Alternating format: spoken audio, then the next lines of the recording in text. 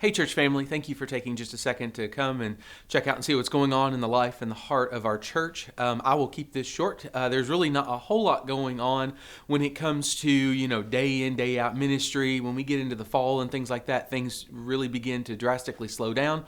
We still want to be faithful to minister to the flock, but when it comes to big events and things like that, there's not a whole lot going on. But there are a couple of things that I do want to mention to you just so that you have them for frame of reference.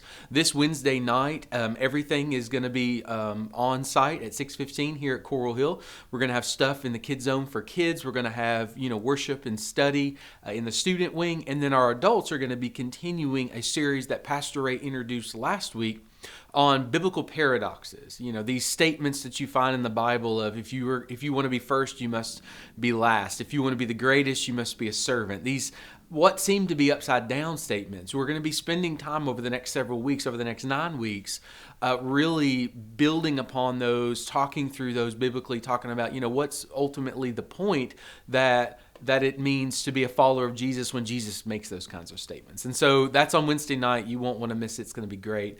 Really looking forward to that time together.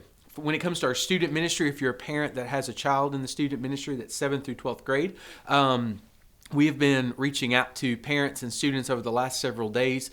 Because of COVID numbers and things like that, we've decided to shift our schedule for Fall Prayer Retreat.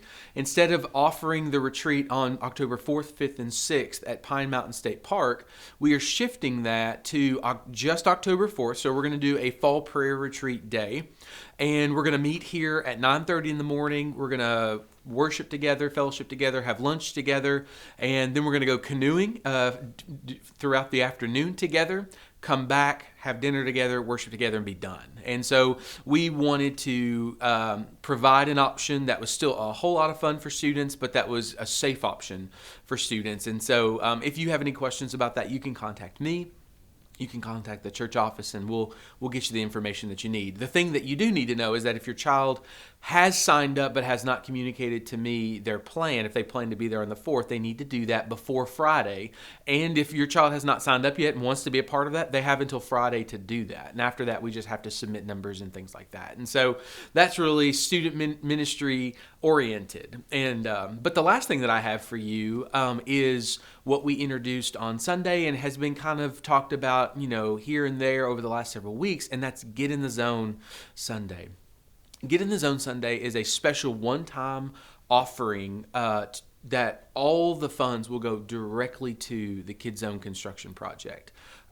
We, as a church, are at a really good place when it comes to our budget right now, and our finance team has decided that everything financially that comes in on that day will be 100% dedicated towards that construction project. And that's really an exciting thing for us because when it comes to my family, our family's been talking about how can we give above and beyond to something that we as a family firmly believe in. And you're going to be hearing that over the next several weeks. You'll be hearing testimonies from our coordinators. You'll be hearing testimonies from our kids talking about how important it is to have a children's ministry that's gospel-centered in a space that's designated and safe for them. And so it's really an exciting season, for our church family. And so if you've not had the opportunity over the last several months or even the last year or so to invest into whether it's the Kids Zone project or even the building project, we would encourage you to do that. We as a family, as my family, have been blessed